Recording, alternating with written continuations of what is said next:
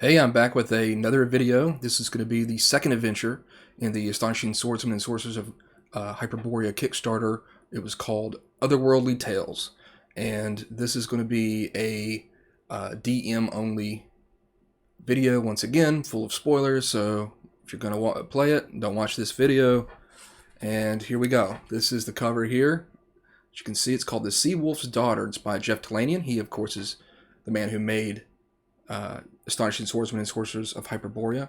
It's about 60-some pages, and again, I've said this before. It's the same old thing. Looks great, great art, great layout, everything that you know from the other videos and the other adventures. Yeah, the standard is still the same. Smells good, looks good, and so let's talk about it. Here is the there's the cover there, so you can see a little bit better. This is by Dale Tigler, and a bunch of action going on here. We've got this Viking ship. These poor ladies are laid out here with a bunch of night gaunts, and night gaunts are going to play a major role in this adventure. So, great cover. I love the colors that it has. The kind of purplish kind of hue. It's got the the sky there has the kind of maybe different look of the sky of Hyperborea that it has. The yellow of the title. It just looks good. I like the rocks, and it's just a great OSR looking cover. So there it is, and he's done a great job. So the inside, is going to be fairly, the way that it looks with the art and everything that is pretty much the same. But here we've got a piece of great art here that starts off, and this is a couple pages into it. It's got the maps again on the inside cover, again, part of the stretch goals. So this is an adventure that is for 4 to 6 characters of levels 7 through 9. And it does seem like a very challenging adventure. And I know that Jeff has run this adventure at conventions. I don't think it's as large as the other adventure that came with this Kickstarter, but it is still a very meaty adventure. So this is going to be a adventure where it's going to be kind of Viking themed, which is great because the other one was Eskimo, this one's Viking, and you're in essence going to be hired by this gentleman right here, Ragnar the Sea Wolf, who's an old sea dog, and he's had many adventures, and he has a daughter. His wife was attacked and killed by night gaunts years ago. The daughter grows up very beautiful, and all these Jarls have been trying to, of course, wed her. So one day, a Bjorn Blackbeard shows up with his motley crew and offers him a huge amount of gold and for his daughter. He refuses, and then that night his daughter goes missing. So you have some connection with Ragnar the Sea Wolf, and he needs you to infiltrate and try to recover his daughter. Gunhilda is her name, and the background has a little bit of a way to kind of start your characters, maybe how you know Ragnar the Sea Wolf, and so it's going to kind of start you like right there, with already knowing him. Possible different ways that you might have that contact with him, and then he's going to. This is also set in the Brigands Bay area, which is kind of toward the south, close to Cromarium. So he's going to, because all his guys are pretty much known to Bjorn Blackbeard and his motley crew. So he needs you to try to go and infiltrate this group. So here you can see you're going to start off in this mossy gorge. And you're going to try to get inside of Bjornheim, which is where Bjorn is, Bjorn Blackbeard. And this is an old fortress, and it's completely statted out, as you can see. The maps in this are very good. They're very reminiscent of the very first edition of Astonishing Swordsmen and Sorcerers of Hyperborea. They're not as artistic as the other adventure with Glenn Seals, but they're very, very good, very serviceable, and you'll recognize them, obviously, if you've been with Astonishing Swordsmen since first edition. So it has this whole fortress is completely statted out for you. And again, I see these adventures and see these things that's in them and say, hey, look, this is an Eskimo village you can use. This is a Viking fortress that you could use, completely statted out, and you could use this again other places, change the names, change a bit of the layout. And so these are permanents in essence, in my opinion, that you could use. So Here's the front here. I think Dale did this cover as well, kind of showing you the entrance and these motley group of Vikings, of course, with their pillaging and their warlike ways.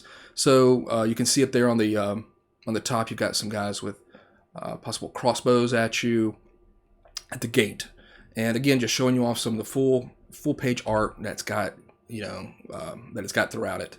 So here is Bjorn Blackbeard, and one thing that's really great is that he has this whole bunch of companions here, a whole bunch of group of different terrible evil people. They're each statted out really nicely, and I think if you're going to run this and your players, of course you could just go into this place and just try to wreck it and just try to defeat it yourself, and you're probably going to get obliterated. But it's really good to try to sneak in, try to say that you're mercenaries for hire, and then each one of these characters, for someone running it, I think would be a great opportunity for you to create these unique individuals with unique personalities, the way that they are, and you could have a lot of good use out of these characters. Use them in other adventures, maybe change their names around or whatever. But you can tell here just from the picture, it gives you that that kind of sense that they're all obviously unique individuals, and they're probably all crazy and deadly and awesome. So there he is up there, big Bjorn Blackbeard, and so you get into his circle there of companions, and you're going to try to find out where is Gunhildr and where is she located. Try to get her out. She has actually escaped while y'all are there. She's going to get married to Bjorn, and she escapes to these caverns of the otherworldly. And there's some ancient caverns that came in. Got a little bit of noise here from a random bulldozer going by. So this subterranean river cavern is going to be where she's escaped to, and hopefully, your PCs will find out where she's gone and search after her. Now, this is a cool environment here. It's obviously a little bit different because you're going from the fortress to these underground caverns. And when you find her, there she is. An awesome piece of art. Just fantastic. Big fan of that. You have an item to give her that turns into a weapon that she knows. That way she knows that your PCs are from, sent from her father, Ragnar. And she's on a mission to try to kill, in essence, the Night Gaunts that killed her mother. So she's on a little bit of a quest for revenge, and inside you're going to find some strange Lovecraft type creatures like these elder things here. That piece of art there is just fantastic. Absolutely love it. I love that graffiti artist. It's just great. A lot of treasure and stuff down here. But what's happening is there's a bunch of Night Gaunt eggs and Night Gaunts. And they're being they are being summoned here in essence. They are being kind of driven to this area because of this black sphere right here, this sphere of tenebrosity. Up there is a Night Gaunt Queen, which has it has the stats for that, and they are in essence driven to it. It's a complete sphere of just absolute dark blackness, and she wants revenge. She's going to try to take out this Night Gaunt. You don't really know exactly what's the deal with, in the long-term scheme of the adventure, but it's about to make itself quite clear. So, whenever you destroy the sphere, your party and everybody around there is, of course, you've killed the Night Queen, the Night Gaunt Queen, and the sphere is going to take you here. And looking up on my map, it's completely on the other side of Hyperborea, Sharath. I think that's how you call it, Sharath. And this is a great Valzamix piece of art here that's just fantastic. So you show up completely on the opposite side of Hyperborea, teleported there into this peninsula desert wasteland pretty much. And you can see the character down there at the bottom left, huge cacti, strange deadly type of flora that's there. And then you have this huge just black tower in front of you. And there's all these moats of pretty much darkness, that are floating around. You can see it there in the middle, but they're also being chased by Night Gaunts. So it's just a great piece of art that shows the scale, show the strangeness of the area that your characters are now in, and now what is going on, what has happened. Obviously, the sphere of tenebrosity is played a part. Destroying it has brought you here, and your characters might not even know where they're at because it's such a different landscape from where they've been. So love that piece of art. Absolutely awesome. Reminds me of 2001 Space Odyssey with the big black monolith. And of course, you're going to want to investigate what the heck is with this thing while not being killed by random encounters, which are, of course, all around this area, as well as the deadly plants. So inside, you're going to find out a way to get in it. And it's going to have a little bit of some trickery and a little bit of a puzzle, which we'll talk about here towards the end, but because there's something I want to show you with it. But inside, pretty much, you have multiple layers, very deadly, of this black tower. But it's also kind of an investigative type thing about what exactly is this thing for? What is it doing? What is the purpose of it? Come to find out, this character here, which is called I think they're called Transtellarials. It almost reminds me kind of Galactus from Marvel, and the huge machinery. So you've got, again, that futuristic technology. There are the transmundanes, which are pretty much like alien type guardians. They pretty much are in control of this this great black tower. They're you can see at the bottom of this right here, you can see the level 9, which is going to be, of course, one of the top levels here.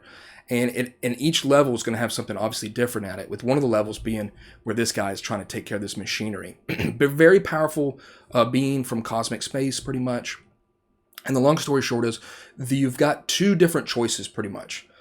This machine, the Attractor, the Great Attractor, is pulling motes of blackness from cosmic space, which is going to help stop terrible otherworldly cosmic elder gods from coming into different planes, possibly including Hyperborea. So he's kind of doing something good, but at the same time, these motes pulling them out of cosmic space is bringing forth these night gaunts, which are wreaking havoc across the land. That's what happened. That's kind of the beginning of the adventure. So I love this piece of art. Again, it has that Galactus type feel, that Jack Kirby kind of look to it, and Jonathan Bingham did this piece right here. So the Transmundanes are in charge. They can teleport around to different levels, and your characters will be able to do that too, kind of go around and have different teleporters with different things on different levels. But the Transmundanes can be something that's actually, you could roleplay them very good, kind of very bad. It's kind of interesting. They're kind of, I don't really care much about humanity, don't think of them very much as anything important. But if you can impress them, you get them on your side, and they'll help you traverse this black tower. Here is a close-up of a piece of art. It's a little smaller, but it just shows you the size of these Transtellarials and just their cool design. Again, it just makes me think about that kind of Jack Kirby, strange-looking aliens. But they're very powerful. They could absolutely crush you. But of course, you could give them hell too. But just a great piece of art. I wish it was actually bigger, but I wanted to zoom in and let you see kind of the detail that it has.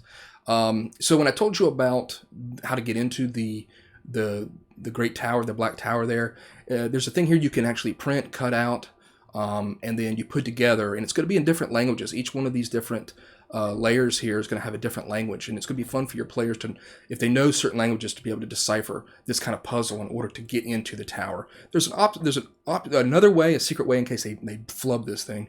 If they biff this pretty bad, then you can, send them on the way to the more secret entrance.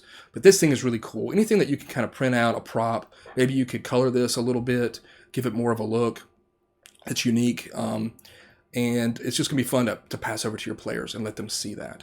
So awesome little addition there. Here's the map of the Bjornheim environments. Again, definitely reminds me of the first edition of Astonishing Swordsmen and Sorcerers of Hyperborea map. It's made by the same man. And there are some random encounters as well as some statted out encounters that you can go and investigate. So you could go straight to where you need to and go mess with Bjornheim, or you can go around and you can always move these a little bit closer if you wanted to, if your players are not exactly they're going straight for it and you want them to kind of encounter some of these. So kind of push these a little bit, and it's going to have more encounters, more creatures, and just kind of flesh out this area of Brigand's Bay, which I think is great. And then here's the back, colored once again like the other adventure. Seawolf's Daughter, as you can see, and it looks great. So overall, it's a neat adventure because it starts off very different. Like you're going to maybe try to infiltrate this group of shitheads. That's Bjorn Blackbeard. You're going to encounter a bunch of these strange and probably terribly evil characters, and that's just going to be neat. Not neat opportunity for role playing, giving these characters different voices, different personalities, making them absolutely insane, and see how your players react to them, or how they're able to maybe act the same way in order to get into their good graces, in order for you to be kind of part of that circle, then help find Gunhilder. And then, of course, you think you're done, you've got this Night Gaunt. Maybe your players are going to think that the adventure's over. They beat the Night Gaunt Queen, they destroy that sphere of tenebrosity, and then all of a sudden, boom, you're teleported across Hyperborea into a strange area that maybe your players, they know a little bit about Hyperborea and they wonder what's going to be over there. Well, now they're over there and they can see how terrible it is. The strange tower is going to be fun. It's going to be interesting to explore with whatever it's got inside. And there's a lot of loot, obviously, in this place, but a lot of strangeness as well. I don't think it's as strange as the other adventure, but it's nice to see something kind of a little bit H.P. Lovecraft, obviously with Night Gaunts, but then all of a sudden completely cosmically strange with these transmundanes and this great tower and the transtellarials. So yeah, it's at the end, your player's going to have to make a choice pretty much. Do we destroy this thing to stop these large elder gods, these beings from the cosmos, from possibly coming into this world, or we just do we but that's going to also make it so that Night Gaunts continue to run rampant across Hyperborea. I would probably I don't know. It's a tough choice, and that's going to be fun for your characters. I'm not sure exactly what my choice would be. I'd have to see how it goes, but I've been thinking about it, and I'm just not sure. Night Gaunts are always fun for experience and loot and stuff, so should they be around, then so be it. But so very cool, great art, great adventure once again. I know that Jeff's been running this for a while now, and I've been looking forward to finally seeing it. I never played it in in a convention, but I think it's fantastic. I think it's another great addition to the Kickstarter with its 2 adventures. It's just great. Once again, there's not really, the only things I would say about it is I do like the more artistical maps. I wish it had those, even though the ones that are there are quite serviceable. There's a little bit of like, what exactly towards the end, what exactly are the players supposed to do? And it's not 100% kind of laid out. It's more of kind of just exploring things and trying to find out what's in here. And you're going to have to pass on a lot of information from the transmundanes, or if they're friendly to the players. You have to give them some of the information there. But there's not really like, even though it could be, obviously, if you go in and try to kill the transmundanes, there's not like a super boss, not like the other adventure was, and says like, this is what you have to do. So it does tell you at the end of the adventure that your players are going to have to make a choice. And I think it's going to be more of kind of a world building type ending where you have to decide these things. And I think that's kind of new. It's kind of nice and kind of different than just having some big boss and just be done with it. And then, of course, you're going to have to find out how the hell you're going to get off this peninsula way across from Hyperborea's mainland. So that could be more adventures down the way, or maybe the Transtellarials can teleport you back. You can come up with whatever you want, or you can explore this area. So it's a good way to get your players over to this strange peninsula of Sharath, I guess. So there it is. I hope you've enjoyed the videos here. These 2 videos from this great Kickstarter. It's been, it's again, any type of Kickstarter that's coming from Northwind Adventures for this game, I'll be there to back it. It's just an absolute at this point. So maybe more adventures are coming down the way. On the forums, they talk about there's a possibility of maybe some dice. That would be cool. And of course, I'm of course waiting for the great Chromarium book, which I know Jeff and them are going to be working on. It's probably going to be a while until we get that, but I'm certain that's going to be fantastic. So if you want to check out this adventure, like all of my videos, if you look in the description, I have the link to Drive to RPG and sometimes the websites, if you want to go and buy those or check them out and see if they interest you, if this video has been helpful for you to make that choice. Yeah, I appreciate you watching, and I look forward to making the next video. Have a good one.